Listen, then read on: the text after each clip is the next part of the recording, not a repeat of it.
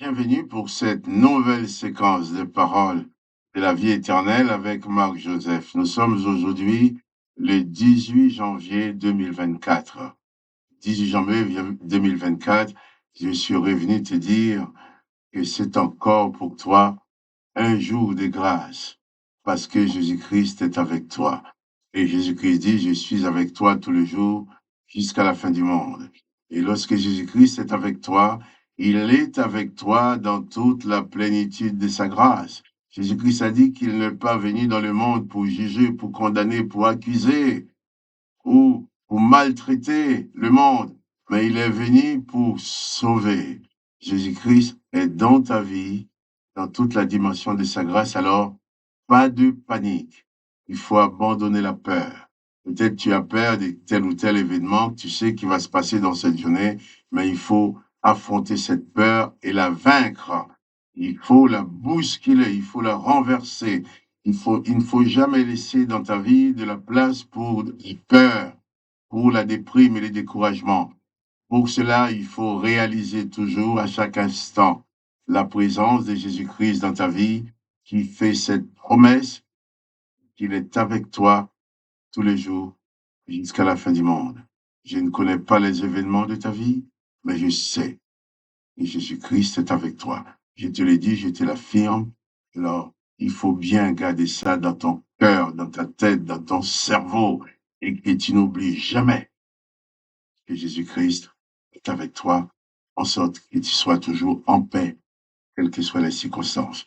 Jésus-Christ a dit aussi que dans les circonstances de nos vies, nous pouvons adresser nos prières au Père en son nom.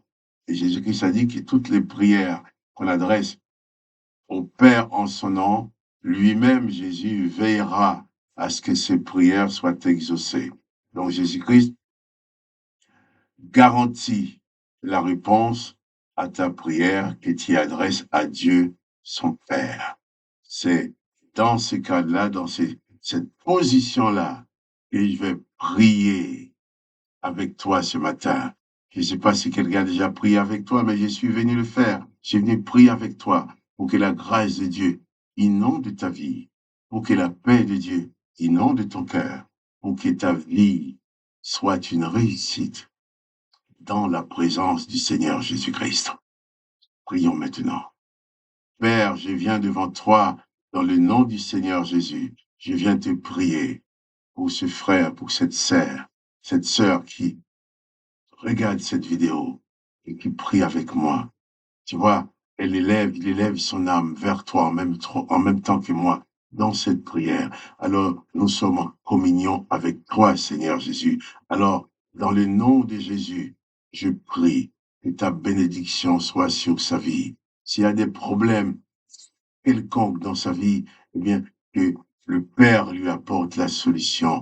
Et dans le nom de Jésus, je prie, Père, pour que s'il y a des maladies dans son corps, que ce corps soit guéri. Et comme Jésus l'a fait, et qu'il nous a donné le pouvoir, qu'il m'a donné le pouvoir de le faire, eh bien, j'ordonne à la maladie de quitter ton corps maintenant. J'ordonne à toutes les forces de l'ennemi de s'éloigner de toi. Au nom de Jésus, je te libère de tous les maux de ton corps. S'il y a des mauvais esprits qui te tourmentent, au nom de Jésus-Christ, je les ordonne de partir maintenant et que ta vie soit pleinement libérée et installée dans la présence de Jésus-Christ. Père, bénis mon frère, bénis ma sœur. Tu connais ses besoins. Moi, je ne connais pas tous ses besoins, mais toi, tu les connais. Je ne sais pas moi-même faire les choses, mais je viens vers toi. Malgré la distance, je sais que tu vas agir, tu vas apporter ta bénédiction, ta guérison, ta libération dans la vie de mon frère et de ma sœur. Je te remercie, Père, parce que tu réponds à cette prière que je t'adresse dans le nom du Seigneur Jésus-Christ en faveur de mes bien-aimés. Merci, Papa, au nom de Jésus-Christ. Amen. Jésus-Christ a dit que nous pouvons prier. Lui va veiller à ce que nos prières soient exaucées. C'est ce que nous avons fait. Et dans le nom de Jésus, j'ai pleine confiance que ma prière en ta faveur va être exaucée, que cette prière va s'accomplir parce que je l'ai adressée au Père dans le nom du Seigneur Jésus-Christ. Et je vais encore te répéter que Jésus-Christ a dit qu'il est avec toi tous les jours jusqu'à la fin du monde et que personne ne peut l'empêcher, cela. Alors, pas de panique, pas de peur, pas de déprime, pas de découragement. À chaque instant, réalise que Jésus-Christ est là près de toi. Élève ton âme vers lui et sois vainqueur. Je vais continuer avec toi maintenant la lecture de l'évangile de Jean au chapitre 6. Nous avons lu hier que Jésus qui se dirige vers la mer de Galilée et de Tibériade et toute la foule qui le suivait parce que ces gens avaient vu le miracle que Jésus avait accompli sur les malades. Alors nous allons continuer. Et au verset 3, Jean 6, verset 3, Jésus monta sur la montagne et là, il s'assit avec ses disciples. Or, la Pâque était proche, la fête des Juifs. Ayant levé les yeux et voyant qu'une grande foule venait à lui, Jésus dit à Philippe, où achèterons-nous du pain pour que ces gens aient à manger? Voilà. Je m'arrête là. Nous allons continuer la lecture demain matin. Mais c'est bien important. Jésus était là, assis sur la montagne, avec ses disciples autour de lui, comme toujours. Tous les gens qui ont compris Jésus-Christ, qui ont goûté les dimensions de la grâce que Jésus peut apporter dans leur vie, tous ces gens-là l'ont suivi. Et il y avait en particulier les 12 qui le suivaient, mais il y avait aussi la foule. Parce que si tu ne t'attaches pas à Jésus-Christ, c'est que tu ne l'as jamais connu. C'est que peut-être on ne te l'a jamais présenté. Peut-être tu l'as jamais découvert. Peut-être tu ne l'as jamais compris. Parce que quand un homme parvient à comprendre, quand une femme parvient à comprendre qui est Jésus-Christ, eh bien, il ne voudra plus jamais se détacher de lui. Car Jésus-Christ, c'est la seule personne dans ce monde qui apporte les paroles de la vie éternelle. C'est la seule personne dans ce monde qui ne te demande pas de mériter la vie éternelle, mais qui te fait grâce. Jésus-Christ, c'est la seule personne qui a vécu dans ce monde et qui n'a jamais fait du mal à personne. Au contraire, même en mourant, qui a pardonné. Si tu parviens à comprendre la bonté de Jésus-Christ, si tu parviens à comprendre tous les pouvoirs que Jésus-Christ a dans ce monde pour faire les choses dans ta vie, tu vas t'attacher à lui. Donc Jésus, assis sur la montagne, ses disciples sont assis autour de lui. Or, la Pâque était proche, la fête des Juifs. Ayant levé les yeux et voyant qu'une grande foule venait à lui, Jésus dit à Philippe, où achèterons-nous du pain pour nourrir ces gens? Où achetons-nous du pain pour que ces gens aient à manger? Jésus, voyant la foule, aurait pu dire, moi, je les enseigne, ils ont qu'à se débrouiller, amener leur sandwich, leur casse-croûte, amener de quoi manger, qu'ils se débrouillent, qu'ils mangent. Et s'ils ne mangent pas, c'est pas... Non. Jésus lève les yeux, voyant la foule. Et Jésus veut s'occuper de la foule dans les moindres détails. Il aurait pu dire, moi, je leur apporte un enseignement, je ne veux pas m'occuper de leur nourriture. Jésus veut s'occuper de toi dans toutes les dimensions de ta vie. Tu peux dire, mais j'ai guéri leurs malades, je leur fais des choses, maintenant qu'ils se débrouillent. Mais Jésus, levant les yeux, voyant la foule, Jésus est ému de compassion.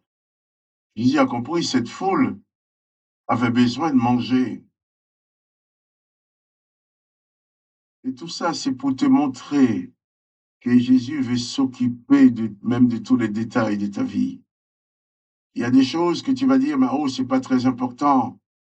Mais pourvu que c'est quelque chose qui peut te faire souffrir ou qui peut te faire du bien, Jésus-Christ attache de l'importance à ces choses-là. Jésus, levant les yeux, voyant la foule, dit à Philippe, mais où est-ce que nous pourrons acheter du pain pour que tous ces gens-là aient à manger? Jésus pose la question. Toi, tu peux rester en paix, mais Jésus-Christ s'inquiète pour toi. Jésus-Christ s'inquiète de ce qui va t'arriver. Jésus-Christ s'occupe de toi. Jésus-Christ se sent concerné par tout ce qui peut arriver dans ta vie. Même si tu as faim, il est concerné. La foule était là. Jésus-Christ a senti que la foule avait faim, avait faim. Alors Jésus, il était concerné. Il a appelé l'un de ses disciples, Philippe, où est-ce que nous pouvons acheter du pain? Parce que je vais donner à manger à ces gens-là. Je ne vais pas lire plus. Nous allons continuer demain matin, mais je vais te dire seulement que chaque détail de ta vie est important pour Jésus-Christ. Quels que soient les besoins que tu as dans ta vie, dans ton cœur, tu peux adresser ta prière au Père dans le nom de Jésus. Si Jésus a pu s'inquiéter pour la nourriture de la foule, Jésus aurait pu dire, mais ces gens-là savaient qu'ils allaient me suivre, sinon ils sont avec moi, donc il y a des marchands. Ils ont peut-être amené, c'était à eux d'amener leur nourriture, mais non. Les voyants, Jésus a compris qu'ils avaient besoin de manger. Car tes besoins, même quand tu ne les dis pas au Père, il les connaît. Il te suffit d'élever ton âme vers lui, entre la communion avec lui, pour que les choses s'accomplissent dans ta vie. D'abord, les gens suivaient Jésus parce qu'ils avaient vu le miracle. Mais de l'autre côté, en plus des miracles, Jésus veut s'occuper des détails de leur vie. Chaque détail de ta vie peut avoir la lumière de Jésus-Christ là-dessus.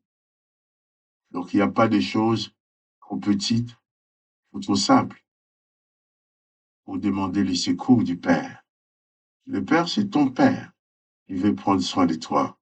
Jésus, voyant la foule, étant ému de compassion, demande à Philippe, où est-ce qu'on pourra acheter du pain? Jésus veut donner du pain, veut donner à manger à cette foule. Nous allons lire la suite demain matin, mais je m'appuie sur cette parole de Jésus. Où est-ce qu'on pourrait acheter du pain pour que cette foule ait à manger? Eh bien, si toi aussi tu es dans le besoin de la nourriture ou d'autres choses quelconques, confie-toi en Jésus-Christ. Il fera toujours quelque chose pour que tu t'en sortes. C'est vrai, il y a des gens dans ce monde qui meurent de faim aujourd'hui. C'est pas facile de dire, je ne suis pas à côté d'eux, je ne peux pas leur donner. Mais je peux prier. Tu n'es pas à côté d'eux, tu ne peux pas leur donner. Mais tu peux prier pour eux. Mais Jésus le connaît, Jésus le voit. Et je répète encore, Jésus se sent concerné par chaque détail de ta vie. Comme il était ému de compassion pour cette foule, sache que Jésus est ému de compassion devant ta situation. Donc élève ton âme vers lui. Crois en sa présence dans ta vie et tu verras la manifestation de sa bonté pour toi. C'est lui qui dit, je suis avec toi tous les jours jusqu'à la fin du monde. Et rien ne peut l'empêcher. Alors, réalise que Jésus-Christ est avec toi. Et pas de panique. Garde confiance en lui et tu verras toujours ta solution. Que le nom du Père, de Dieu le Père, soit béni. Que Jésus-Christ, le nom de Jésus-Christ aussi soit glorifié. Et que toi aussi, tu sois béni. Quant à moi, Marc-Joseph, je te dis bien, à demain pour continuer la lecture. À demain pour prier encore ensemble. À demain pour parler encore du Seigneur Jésus-Christ. Et si tu aimes cette vidéo, je t'invite à le partager avec tes amis, partager avec les autres, et aussi à cliquer sur j'aime pour qu'elle soit proposée aux autres. Mais ne néglige pas de partager cette vidéo avec ceux que tu connaisses. Si ça te fait du bien, ça leur fera du bien aussi. Alors sois béni et à demain pour les paroles de la vie éternelle.